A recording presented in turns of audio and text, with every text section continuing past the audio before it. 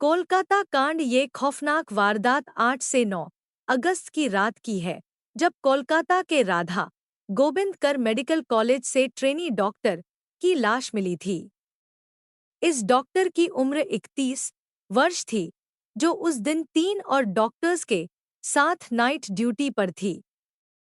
इनमें 2 doctor chest medicine department थे, एक ट्रेनी थी। एक कर्मचारी अस्पताल के हाउस स्टाफ से था। उस रात को इन सभी डॉक्टर्स और कर्मचारियों ने साथ में खाना खाया था। इसके बाद महिला डॉक्टर रात को करीब 2 बजे सोने के लिए अस्पताल के सेमिनार हॉल में चली गई। इसके बाद संजय रॉय पीछे के रास्ते से इस सेमिनार हॉल में आया और पहले उसने इस लड़की की निर्ममता से हत्या की और फिर उसका रेप किया। सबसे बड़ी बात यह है कि ये आरोपी ना तो अस्पताल के स्टाफ से था, ना ही किसी मरीज का कोई रिश्तेदार था। वो कोलकाता पुलिस के लिए सिविक वॉलंटियर का काम करता था। आरोपी अस्पताल में था सिविक वॉलंटियर। इस मेडिकल कॉलेज में जब कोई पुलिसकर्मी भर्ती होता तो वो उसकी दवाइयाँ लाने के लिए और उसकी दूसरी मदद के लिए सहायक के तौर पर मौजूद रहता था। लेकिन जिस दिन ये घटना हुई, उस दिन आरोपी किसी काम से अस्पताल नहीं आया था। उस दिन ये अस्पताल के पीछे वाले हिस्से में शराब पीने के लिए आया और इसने शराब पीने के बाद अपने मोबाइल फोन पर अश्लील वीडियो देखे थे। फिर वारदात को अंजाम दिया। रात 11 बजे संजय अस्पताल की उसी इमारत में मरीज को देखने और एक्सरे कराने के लिए वापस आया। उस समय उसके साथ मरीज के परिजन भी मौजूद थे। रात 1 बजे संजय एक अन्य मरीज की सहायता के लिए उसी इमारत में लौटा जिसका ऑपरेशन होना था।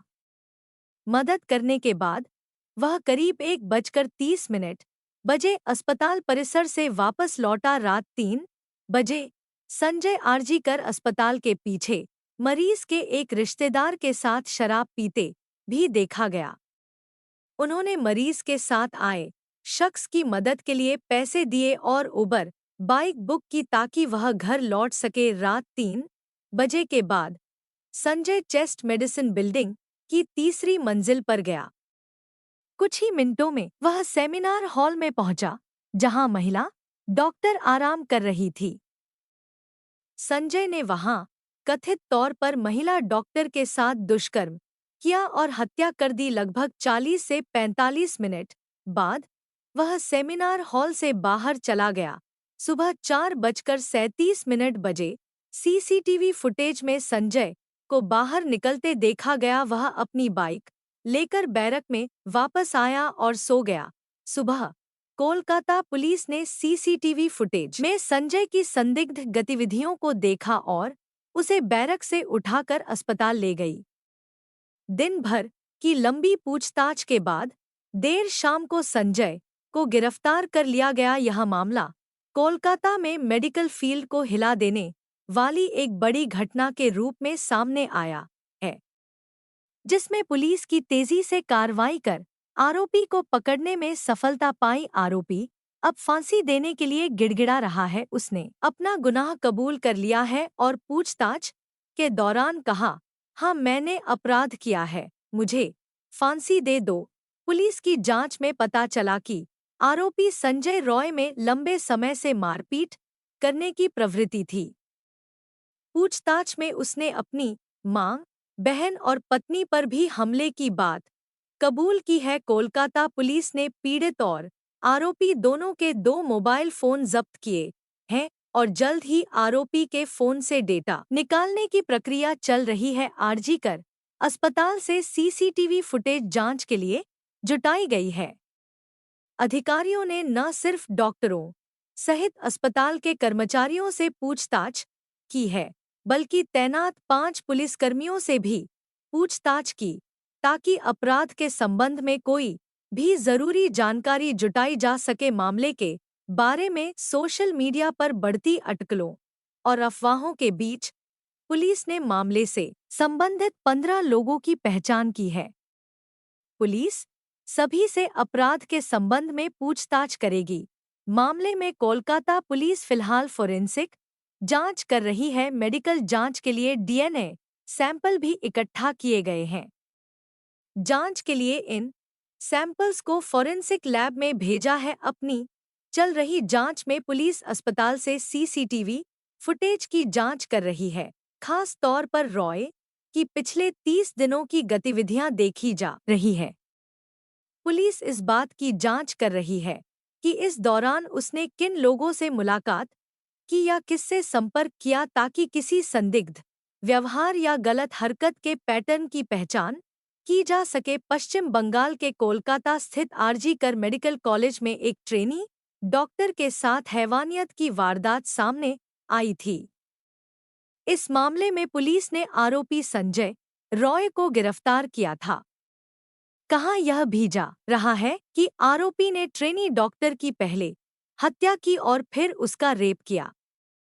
हालांकि अभी कुछ भी स्पष्ट कह पाना मुश्किल है और पुलिस सभी एंगल से मामले की जांच में जुटी है। कोलकाता में रेप और मर्डर का शिकार हुई लेडी डॉक्टर के परिजनों को पुलिस ने पोस्टमार्टम रिपोर्ट सौंप दी है।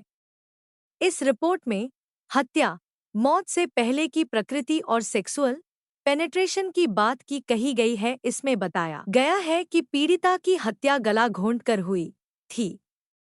उससे पहले उसके साथ बलात्कार हुआ था। आरोपी ने 2 बार उसका गला घोंटा था।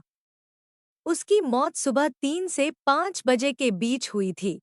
इससे पहले ऑटोप्सी रिपोर्ट में भी आत्महत्या की संभावना को खारिज करते हुए कहा गया था कि पीड़िता की बलात्कार के बाद हत्या की गई थी।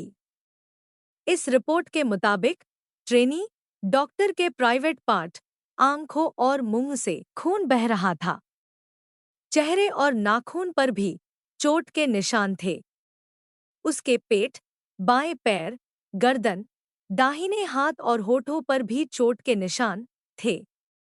उसकी गर्दन की हड्डी भी टूटी हुई पाई गई थी। एक पुलिस अधिकारी ने बताया था कि परिस्थितिजन्य साक्ष्य इस बात की संभावना का संकेत देते हैं कि गिरफ्तार आरोपी ने पहले महिला डॉक्टर की हत्या की, फिर उसके साथ बलात्कार किया। उन्होंने बताया, इस बात के सबूत हैं कि डॉक्टर अस्पताल के सेमिनार हॉल में अकेली सो रही थी जब उस पर आरोपी ने हमला किया। महिला ने विरोध करने की कोशिश की, लेकिन उसे गला घोंटकर मार दिया गया। उन्होंने आगे बताया कि यह सुनिश्चित करने के लिए कि वह मर चुकी है, आरोपी ने फिर उसका गला घोंटा। ऐसी पूरी संभावना है कि हत्या के बाद आरोपी ने उसके साथ बलात्कार किया था। पुलिस ने बताया कि आरोपी हिंसक पोर्न वीडियो देखता था। उसने वारदात को अंजाम देने से पहले शराब पी थी। आरोपी संजय रॉय ने अपना जुर्म कबूल कर लिया है और पूछताछ में खुद को फांसी दिए जाने की मांग की है।